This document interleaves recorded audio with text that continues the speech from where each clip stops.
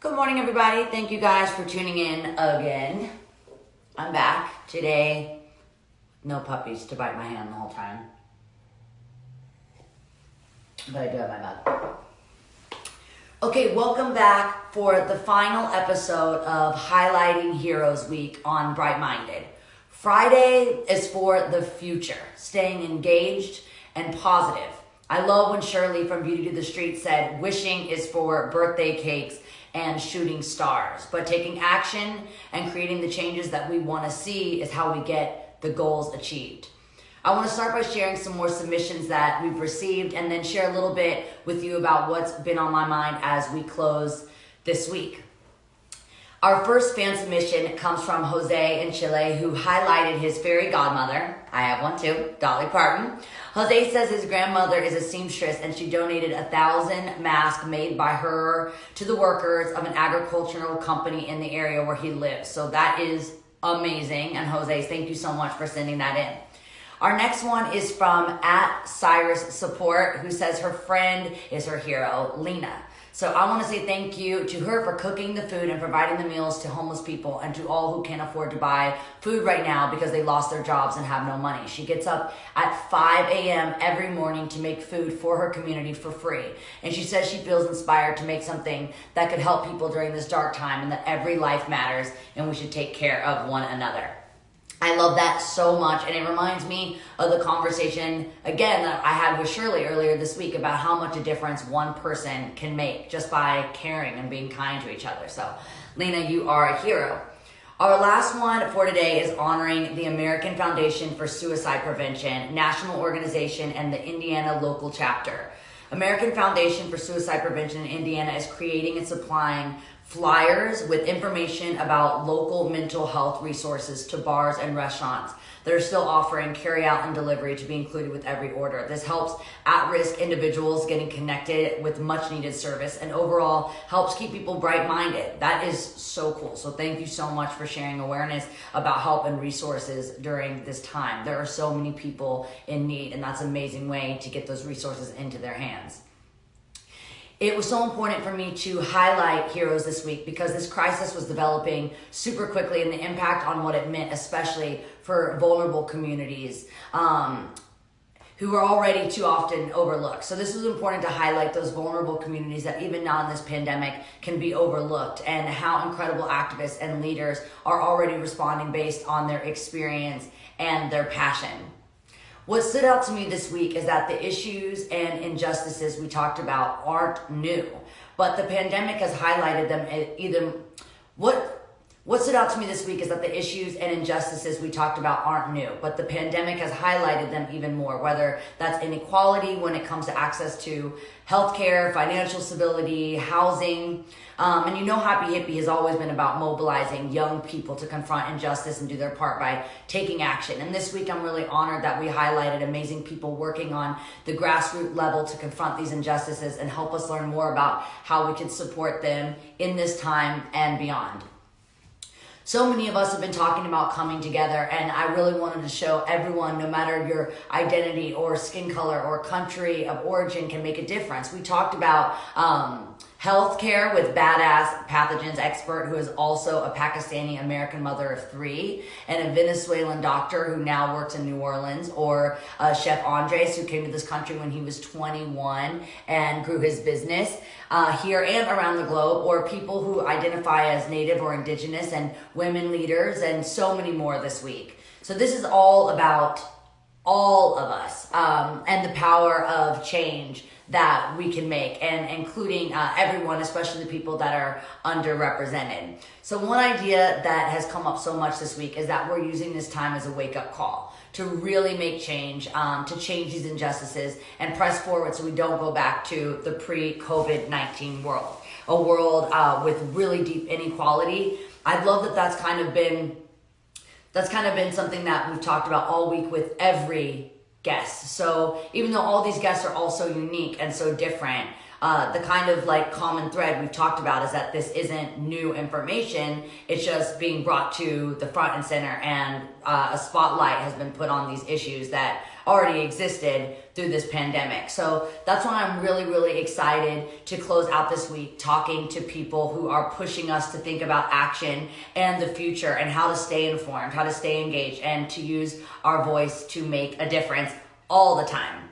So it is time for our first guest, Brandon Harvey, founder of Good Good Good Co. Actually found out this morning that Brandon and my friend Jamie from To Write Love on Her Arms that we talked about a couple weeks ago are really good friends. So now I've got this cool friendship circle, and it's just so interesting that in a time like this where we're socially disconnected or socially isolated, we're actually connecting in ways that we may have never done before. So I just thought that was a really cool way that Bright Minded has, again, brought people together. You all know how important it is to think and stay clear and positive and to celebrate good news when we see it and take action on that good news. So that's why I'm really excited about Brandon Harvey, who is the founder of Good Good Good. It's a media company that focuses on helping people feel less overwhelmed and more equipped to make a meaningful difference. So I want to connect Brandon.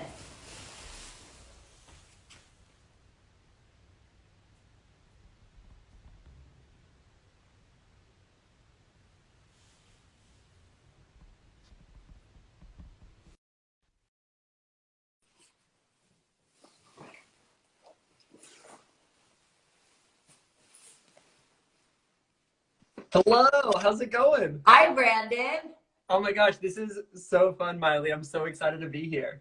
I am so happy that you are here. It is very fun, and I'm just so lucky that every morning I get to start it like this, connecting with people like yourself that are just doing so much good. And something that we've been mentioning a lot is that this isn't just during this time of crisis, but this is all the time. And the news is one of the places I feel like that can be the most misleading and overwhelming, especially in the beginning of this crisis. You just didn't know where to turn to actually get reliable information. So to have something like, you know, your company and what you're doing and highlighting that and how people can be active in positive ways, it's just really, really inspiring. Well, thank you. And you know, I've been a fan of you for a long time, and you know, I know all the words to the climb, you know, I know all that stuff. Yeah. But I've mostly been a big fan of the way that you use your platform to make a difference. And you were talking about Jamie, and I still remember when you and Jamie did a video in like, what, 2012, promoting To Write Love in Her Arms. And of course, I'm a huge fan of Happy Hippie. And the way we did that was pretty funny too, because we, like, you know, again, I've tried to make good news and doing good really fun and entertaining. Because a lot of the time when you think about, you know, getting involved or doing your charity, you think about it as something as your parents would make you do, like through your church when you were a kid, you know, every Christmas, or delivering toys. You didn't have an individualized like experience with doing your work. Like I loved when I talked to Shirley, who I'm obsessed with from Beauty to the Streets. Yesterday, she's like, I couldn't deliver housing. I didn't know how to get them off the street, but I knew how to do makeup. I knew how to do hair. So taking your strengths, taking your passion, and turning that into making big change. The simplest thing that you can do if it feels overwhelming to do good is just show someone that you care, even if you start with one person a day. And I love how To Write Love in Her Arms did that. We brought awareness to suicide prevention by having me teach Joaquin Phoenix Lady Gaga dance moves. That's right. Like, that was it. It was like, you know, that was the way to like kind of get people to pay attention and go, listen, this is something like really serious and really devastating, but if we can bring awareness to it in this way that actually gets people to want to be involved, to go, To Write Love on Our Arms is doing such cool things, I want to dedicate my time and my services. So it's about inspiring people and making this feel like, you know, a lot of these issues, they are really devastating and it's like painful and heartbreaking. But if you can like bring light and try to, you know, involve yourself in whatever little way that you have control over, that's just the beginning. That's the way you start. And then you find people that are doing the same and you start connecting and you create organizations like you have. Yeah, I mean, you are doing my job for me right now. Like that is my favorite idea. Just this idea that we all have the ability to make a difference and we don't have to try to, you know, walk down somebody's lane. I know for myself that I can't, for example, build houses. Like I would totally wreck a house if I was to build it. So I'm not gonna like go on a trip to somewhere and help build houses for people who need houses. My background is in the world of photography and creativity. And so for me, it was always, what can I create that makes a difference using this unique skill set I have, and let the people who, you know, are craftsmen do their thing and Right now it's, you know, doctors and nurses and frontline healthcare workers. They get to do their things. And also we all just get to do our thing by staying home and making a difference in that way. And like, what a beautiful, easy thing for all of us to do. But it's just, we just do the next right thing that's in front of us. Yeah, and a lot of the doctors, you know, they really talked about that too on the show earlier this week. That I was asking, what can we do? And keeping people right now out of their hands, you know, so they're so overwhelmed and, you know, kind of under resourced at the time that, like you said, you know, staying home, washing our hands, taking care of each other, which should again go into our post, you know, COVID-19 world. It should go into our back to in our normal life, whatever normal is. And we don't want to go back to the world that we were in before, because it was totally flawed and, you know, not equal, and all these issues that were already existing, like healthcare or housing, or just how are parents going to feed their children. And now with them not going to school, not getting those meals, which, you know, happens in some of the, even we were talking with Second Harvest, which is in Nashville. Yeah. Oh, they're amazing. I've worked with them too. I love them. And so these are issues that are all year round. This isn't just during COVID-19, but, you know, families are wondering how are they going to put food on the table every day, and there are hungry Americans every day and worldwide. So it's just really, really cool that you're doing this again, like I said, all the time. And, you know, amidst all the chaos and tragedy of the pandemic, there are so many positive stories. So what's a piece of good news that you've heard recently that just like you loved? So, I mean, this is the world's hardest question, because there is so much good news right now. Every single week at Good, we write down and we collect every single piece of good news that we see out in the world. We genuinely think that we probably see 90% of all the, I mean, probably not actually, but like a huge percent of the good news that happens. And it's always in a list. And it's the weeks and months where there's the most heartbreak, the most pain, where our list of good news is the longest. And so right now, because there's a lot of heartbreak, there's a lot of anxiety, I think that we're finding more good news than ever, because it comes back to this quote from Mr. Rogers that I love, where he said, when I was a boy and I would see scary things in the news, my mother would say to me, look for the helpers. You will always find people who are helping. And that's like the central theme for everything we do at Good. And I think Mr. Rogers' mom is right. Like, there are always people who are helping, and there's a lot of bad. So there has to be more good. And so I actually wrote down a few things that are my favorite that I figured I could almost power through. And it does come back to this idea that you were talking about, this idea of people making a difference in their own ways. Like, I think about the fact that like I saw a nail salon in Brentwood, Tennessee, where, you know, they can't bring people, you know, in to do their nails right now, but they want to keep their employees paid and working. And so they're all sewing masks and making PPE. And like, what a beautiful thing for these people who are already so good with details to be able to, you know, make a difference in that way. I love the fact that distilleries across the country are like, what do we have? Well, we have alcohol. Let's make hand sanitizer. Amazing. Like, that's such a brilliant move and an easy pivot. Of course, you've got artists like yourself who are, you know, putting on shows to make a difference, but then also using their platforms to educate and advocate. We've got, oh my gosh, people adopting pets. Like, we're all at home. The fact that we all have the ability to like give love to an animal right now is beautiful. And there's hundreds of shelters across the country who, for the first time ever, have absolutely no pets to take care of because they've sent them all out and people are caring for them. Cool. Like, that's amazing. I'm thinking about the landlords who, you know, they're like, you know what, the way I can make a difference is I can, you know, not make my tenants pay rent this month, and I'm going to encourage you to go out and spend it in your community. And it's like, there's just so many different ways that people are using their unique situation to make a difference. And I love that everybody's looks different. Like, that's the biggest encouragement for me.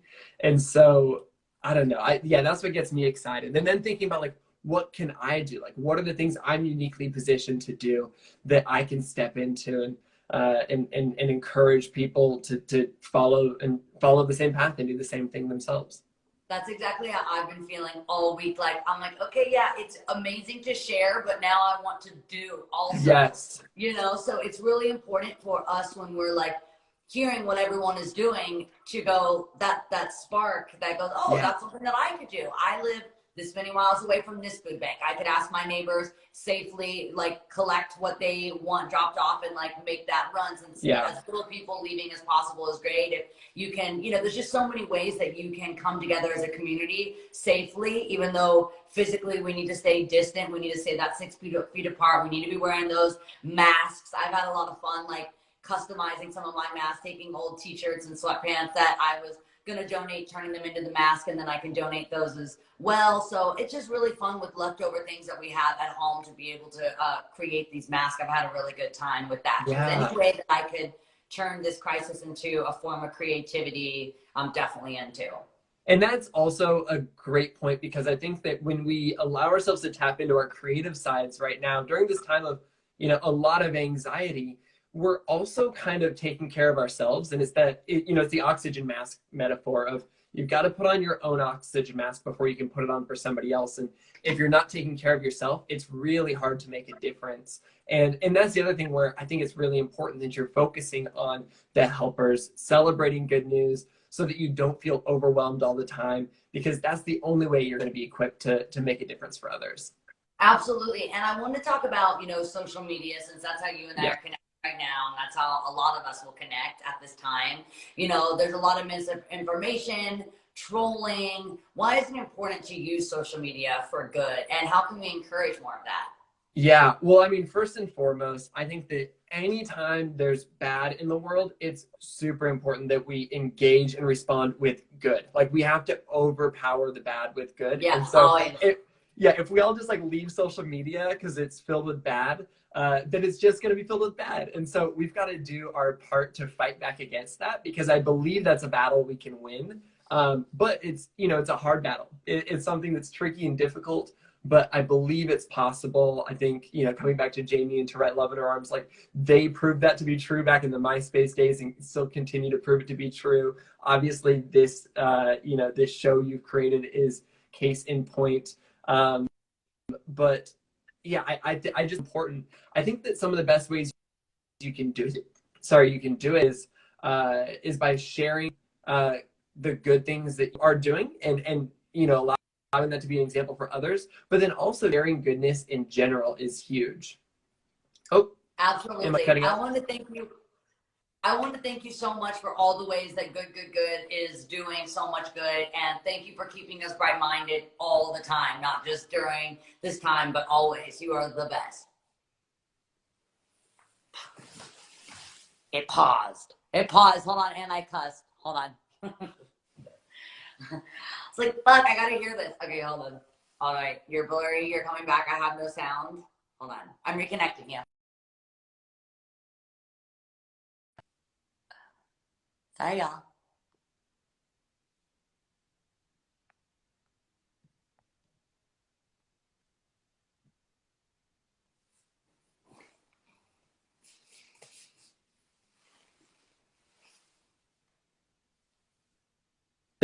Oh, can you hear me? Yeah. We couldn't end like that. I just wanted to say one more time, thank you so much for all the good that you're doing. Thank you for taking this opportunity to talk to me and to share what you're doing. It's just so inspiring, and I love it.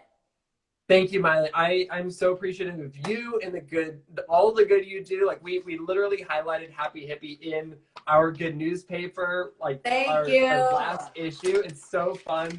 Thank you so much for all this good you're doing. Thank you so keep much. up the good. Talk to you soon. You too. Bye. All right. Okay, so our second guest is Shutez Cat Martinez, who is an advocate, an activist, and a hip hop artist. And he is a youth leader with Earth Guardians, a youth-led movement to defend the planet. And he's active on a range of social issues, including Indigenous rights and political change. So I'm really excited for you to meet X, who is all about using his voice for change. Let's connect.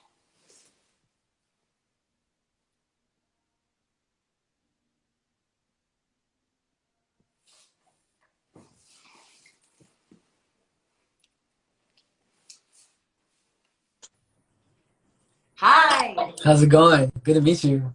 It's going very good. I like this is, our new way of meeting Right. in this new normal. Definitely. It's crazy. It's such a crazy time we're living in right now. It is. It is. I've been even talking to like my grandma, who right now she lives kind of nearby me, but she's in senior living, and I'm unable to see her right now. And she said, "Oh, Miley, I've never seen anything like this." And I'm like, Wow. "And you have been here for a You've been around the block a couple of times. seen everything." So it's pretty wild, and unable to see her and connect with her because just obviously she's one of the more vulnerable. So it's just interesting that now this is how we connect, but in ways, it's I've been trying to get my grandma to use FaceTime forever. I feel like the whole boomer generation is about to learn a lot from technology, like within these times of quarantine.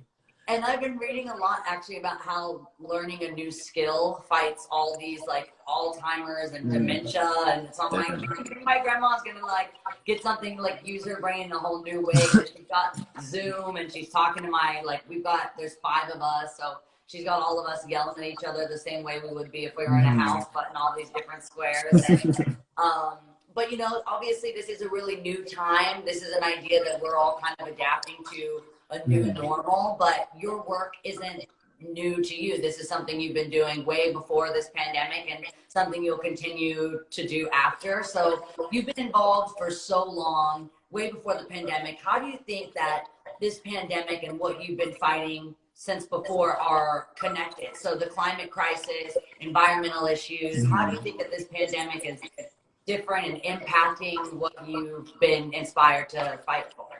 Definitely. It's crazy. I was really born into the movement. I think it's very much like a family legacy. Both my mother and my father have deep roots in environmental and indigenous sovereignty, justice movements. And there's a lot of parallels between the climate crisis and this pandemic. And I think one of them is that they're both man-made. I think so much of the suffering that we are seeing in the world right now is because humans, governments, people have failed to respond to this issue in the right way. And I think that speaks to the climate crisis really well too, because what we will experience over the next 5 to 10 years of climate disaster will be totally dependent on how we respond. And so we see that really clearly where in the United States, we are the hardest hit country in the world for this pandemic. And that doesn't make any sense, because we are oftentimes claiming to be the wealthiest nation in the world, the most powerful country in the world. But we can't take care of our own people. I think it has exposed so many flaws, so much social and racial injustice in this country and inequity. The same people that are being affected most by the coronavirus, by the COVID-19 pandemic, are, low income, poor, Black and brown, indigenous communities. Those are all the same people that are at the forefront, on the front lines of the climate crisis as well, that are experiencing these catastrophes from the climate crisis. And it's really interesting to see those parallels. And this is almost just like a sample of a lot of the intensity that we could experience if we don't respond to the climate crisis quick enough. So, okay, so a word you used a lot was respond and not react. What's the difference to you, to us responding and us reacting? And because I've heard both words, it's kind of like when you're connecting with anyone, you want to respond to them, you want to listen, you want to understand. When we're reactive, sometimes we act out of impulse and don't make the right decision. So how do we respond clearly and with love and with compassion instead 100%. Of anger? Yeah, and I think it brings it back to understanding that both of these crises are human issues. Oftentimes people think about the climate crisis as solely an isolated environmental political issue. And it removes people, and it's hard to relate to it sometimes. But what we are saying with this pandemic specifically is this is a human issue that is affecting our access to housing, to healthcare, to our ability to interact with our family, to have access to good food. I think a response comes from a place of knowing and treating the issue with, I don't know, I think just a level of being informed and operating from a place of following to not just the science and the medical recommendations, but how this is affecting people socially. When we're talking about these massive stimulus packages, we can't just think about numbers and the economics at a large scale for these big corporations. We got to think about how are people who are being unemployed right now going to be able to be affected and bounce back from this? Like, I think it comes back down to that human level. And yeah, I think that's so critical. So I know it's hard for any of us to look towards the future since we're all focused on the moment right now. But there will be a time when this pandemic is in the past, and the other issues that we're talking about now will still be a problem. So as we think about the future and life after COVID-19, what do you want to see next in terms of addressing climate crisis? And how does the general public, what do we do? Right. How do we get involved? Yeah, I think it's really a dope opportunity for us to understand that in a moment of this pandemic, there are two things we need to do. One of which is fight for immediate relief and support the frontline communities that are being hit every single day. Support the workers that are on the front lines, the grocery store workers, farm workers, people in the medical space that are working every single day. And it's also a longer conversation of how do we build resilience, because we are going to experience more and more crises down the road. And so how do we both, as you were saying, respond to the immediate needs, but also build long-term solutions? And so with the different organizations that I work with, one of them we started back in September called Now. And the project is essentially focused on, right now it's like a subscription service where you can pay a certain amount of money every month, and it goes directly towards funding massive carbon removal projects on indigenous communities to pull carbon out of the atmosphere. And now at a time of Corona, we've pivoted everything so that people can not only be supporting like the reversal of the climate crisis, but we're going to only fund food forests and indigenous communities that are talking about food insecurity, food sovereignty, and offering those resources to people moving through this crisis, and recognizing that there's like a whole future of complex issues ahead of us. I think we have learned a whole lot of things, and that moments like this, moments where we're like in a total societal whirlwind, we have the opportunity to look to the future and imagine a more transformative, brilliant, thriving world. And I think you've covered this in the past, like now is a moment for transformation and for massive amounts of change, and to really look at, there's so many systems, so much infrastructure that has not been serving the people. So many decision making that is happening at the highest levels of politics to local politics that aren't valuing human lives. And for people in the climate space to get involved, it's to recognize that any great change that has ever happened in history has come with a level of people power mobilizing and fighting for what we believe in, both at a political level, at an individual level. And so now is that moment to, I think, really reconsider, break it down, to think about what have we learned in this crisis and how do we take that knowledge forward to really invest in our communities, to invest in healthcare, to invest in these solutions that are bringing us closer together, that are building resilience and connectivity. Yeah. And yeah, in times of crisis, sometimes it really does wake us up. I was actually just, as you were talking and thinking about how I've been, when we think of ways that we've been directly affected in our own community by climate change. A couple years ago, I lost my house to the fires in Malibu. Right. And I was very lucky to be able to rebuild. And I'm in a position where I was definitely affected and severely emotionally affected by the pictures you lose, or, songs I'd written in my journal. But I was able to move forward and to have a place to live. And not everyone is so lucky. I was thinking about even up a little north from me, Ventura County, and Malibu Foundation is doing a lot of work with them because they're just beginning to get back from these fires, and now COVID-19 is happening. And same thing in Australia. Actually, when coronavirus first really kind of hit, I was on my way to Australia to do a wildlife relief fundraiser for the bushfires in Australia. Then that was canceled because of COVID-19. I couldn't fly there.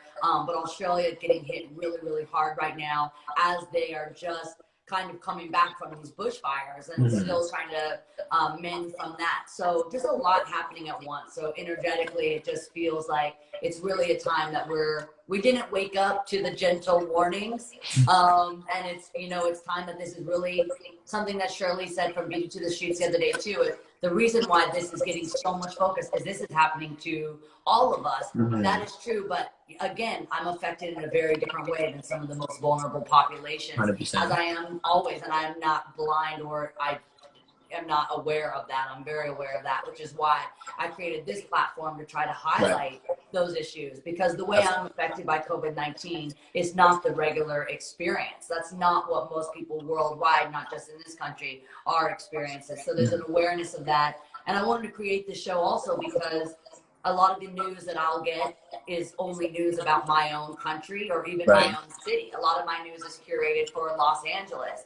Going to some of the more rural parts of the country, even where my parents are from in Kentucky, talking to people in Nashville, the food banks there, but then also just talking about this crisis as worldwide. And so many of my fans are from all around the world. I have Spanish fans commenting on here now, Italian fans that were hit super hard, some of my Brazilian fans.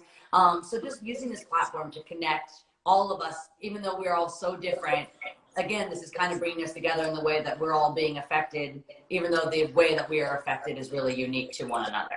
Yeah, and I think one thing that I heard you say earlier today was that we have to reject this idea that we need to like go back to normal, return to the normal world before coronavirus, because like in that world there was still so many people suffering from everything from a lack of access to healthcare to crippling student debt to our communities being ravaged by the climate crisis with no proper response or investment in future resilience.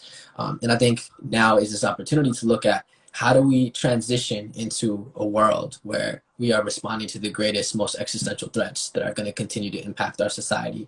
And there's like a, go ahead. Oh yeah, no, well, yes, it just reminded me because yesterday I talked to Heather from my friend's place, which is a homeless youth shelter that Happy Hippie and I have been a part of for years.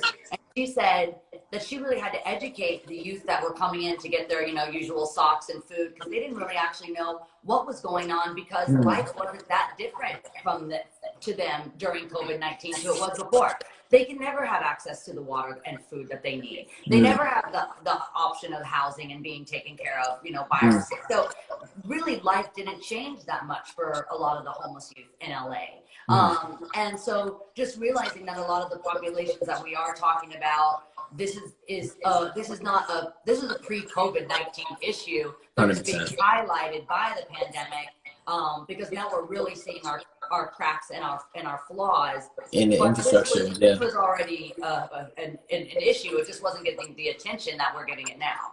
Right. And one thing I want to say, like on an environmental tip, I've seen like across social media different people talking about how, like because everyone's quarantined, we have cleaner air, we have cleaner water in some places. There's lower rates of pollution. People can see the Himalayas from northern India.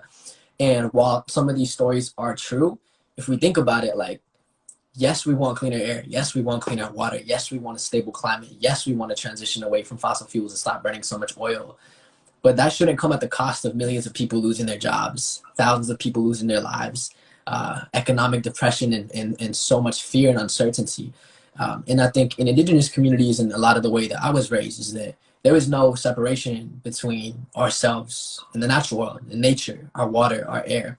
And so when we can, it's almost like impossible for me to think of these small wins, like so-called wins in the environmental space, when there's so much suffering happening, like not, and celebrating that just feels problematic in a lot of ways. And I think we can really make this an opportunity for us to think about, okay, we want and we need cleaner air. Like the climate crisis is demanding transformative change at every level of society. And we are seeing that the infrastructure that exists is not protecting our people, and it is not valuing human lives at the most high.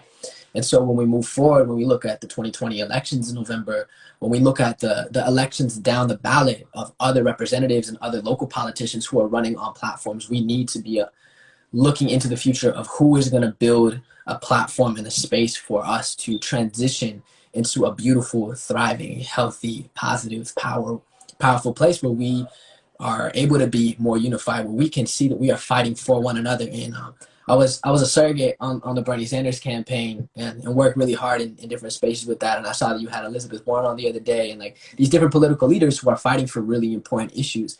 And I think now what we have to recognize is that as people, as young people, we have so much power.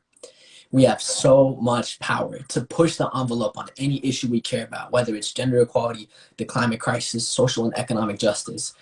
First of all, they're all woven together. And when we look at these elections moving forward, it's about the pressure that we apply in all these different spaces to make sure that those in power are representing the voices of our communities, of our people.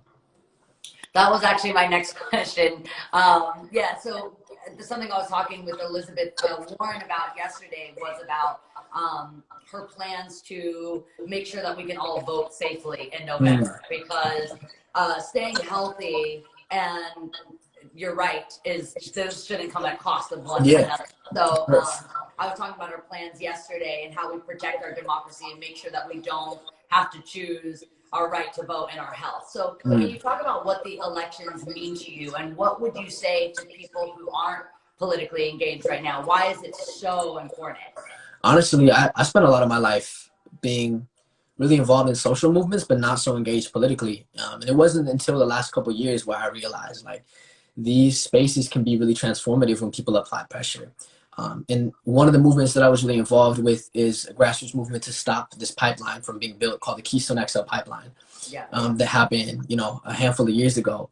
And Obama eventually vetoed and blocked the access for this pipeline to be built from Canada across the US that would have been detrimental to the climate. And it wasn't just because Obama was this great climate hero. It was because people for years put massive amounts of pressure. Indigenous communities built coalitions with farmers, with rural farmers across the United States, and really pushed really hard to get this transformative change to happen.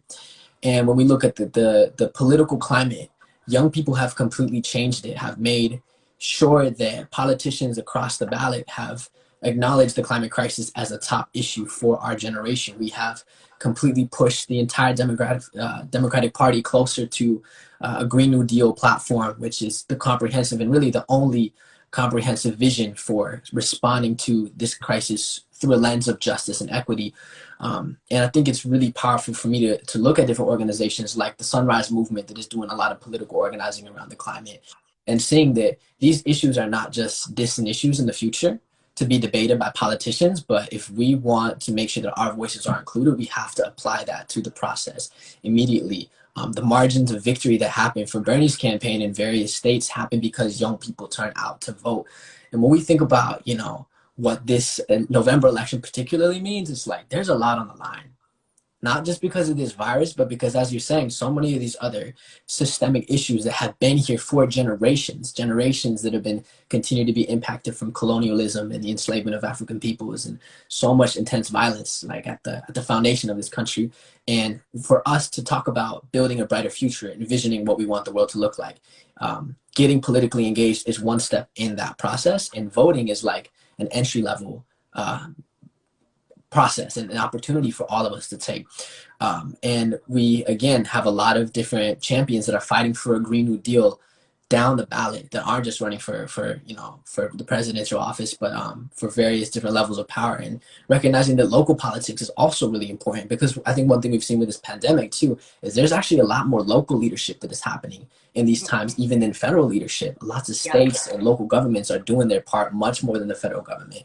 And that's how you make change. We talked about that on the show yesterday, is local and state, and when we all work together, and federal, everyone working together, that's how you actually make change. And a lot of these local leaders are doing more than our politicians. And I like when you said Obama, it was really about the people, because a lot of these people watching right now, we forget how much of a difference that we can make. And that really does start with voting in November. That's, like we were talking with the doctors, the least you can do right now is stay home and stay safe. But in November, it's really important to vote safely. Elizabeth was talking about the mail-in ballots, because that's one way that you can make a difference. And so many times we go, well, I'm just one person, I can't make a difference. But these little simple things that you can do just by having your voice heard are really, really important. So it's really important to get out of the mindset, well, I'm only just one. Right. One adds up very, very quickly. And I like when you were talking about just applying that pressure, the power of people actually coming together and making their voices heard. But you can be heard more if you find like-minded people, that want the same thing that you want. Definitely. So I want to talk about, you and I, again, talking about like-minded people. You and I are both creative and artists, and I think that's why this conversation, I really, really enjoyed it. And I felt like I really connected to you just because I know that you use your art to communicate your political messages also, or your, what you want to see happen or change. You use your music, to echo that. Same thing, like you know, when I write songs like The Climb, about not giving up, or writing songs about mother's daughter, which is about like, you know, the generations of me, my grandma before that, and not having the power. You know, my grandma came at a time where her voice was really never heard, and now I'm known as one of the loudest voices in the country. So watching that, like, you know, that kind of generational evolution, and still being, you know, just using our music to communicate what we feel. So how do you feel like your art reflects like your values? Yeah, I think we are, our society tells us that creating change or being an activist is like a linear path. It looks a specific way, your voice sounds a specific way, the way you portray yourself in public has to be a specific way. I think our generation is challenging all of that. I think young creatives out there are showing the world, like, we need all hands on deck to shape the future. We need artists, entrepreneurs, storytellers, creatives, poets, craftsmen, like people that are at every level of our society to play their part, to share their art, to use their voice.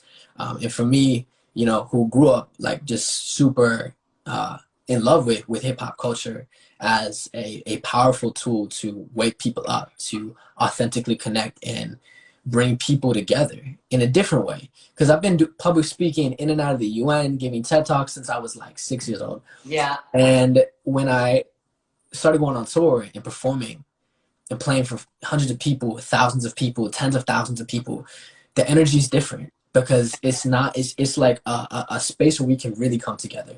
And the music and the artwork, that flips the way that we are able to touch people's hearts. And that, I think, is where a lot of transformation begins in inspiring people, because that's, I feel like, where I can be the most authentic. And it's crazy, like it just happened to line up, like literally this morning we just dropped a music video for a song off this album that we just came out with. And it's all about creating that space artistically to share light with the world, to inspire people. And I'm just have been, you know, inspired by artists like yourself too, who have opened up and used those platforms. And if you look through history, from, you know, Bob Marley, and Rage Against the Machine, and Calle 13, Residente, like these different artists have opened up a space in culture for the masses to be able to tap into a message that is profoundly about much more than just entertainment. That's what I aim to do with my art every single time we create. With the album we just put out, with the video we just dropped, that's the whole vision. And you get it, you know, you understand. And I think for all of y'all out there who are watching, who are tapping in, whether it's creatively, whether it's whatever passion it is that you have, like, you have a part to play within this movement. We have a part to play in deconstructing the idea of what creating change means, because that belongs to all of us. Our future and crafting it belongs to each and every one of us. And that's a powerful responsibility, a powerful moment, you know, to really be taking a second and taking a break from everything and like reevaluating that. And I'm seeing a lot of creation, a lot of beautiful creation in this time too. And I'm definitely really inspired by that.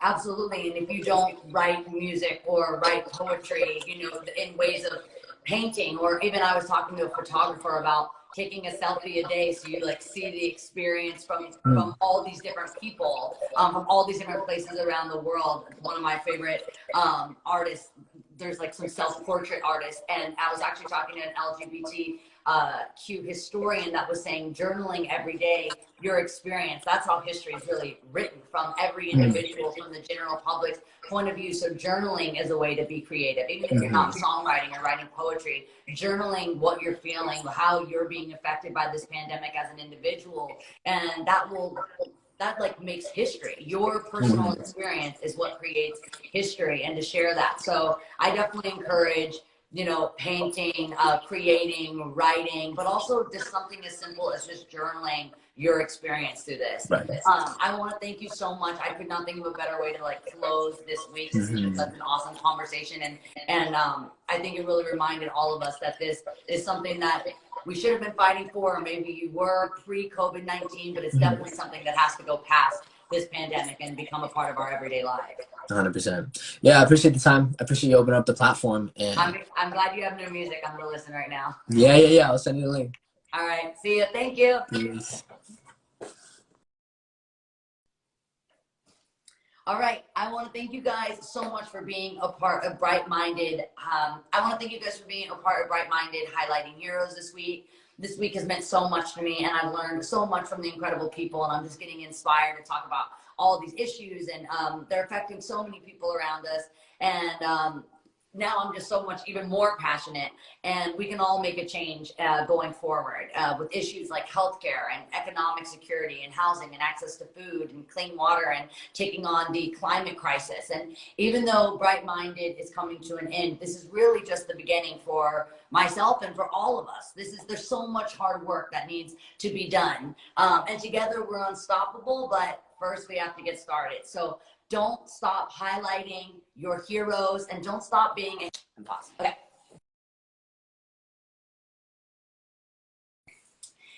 So I've learned so much from all the incredible guests, and I'm so inspired about all these issues that are affecting everyone around us. And now I'm just even more passionate, and we can really make change moving forward. Even though Bright Minded is coming to an end, this is really just the beginning. There's so much hard work that needs to be done, and together we're unstoppable. But first we have to get started. So don't stop highlighting your heroes, and don't stop being a hero yourself. We all need to do our part to get through this together and to stay involved in encouraging each other and celebrating the work that so many people are doing in our community. So keep hashtagging highlighting heroes. I'll keep posting. And thank you again for another beautiful week on Bright Minded.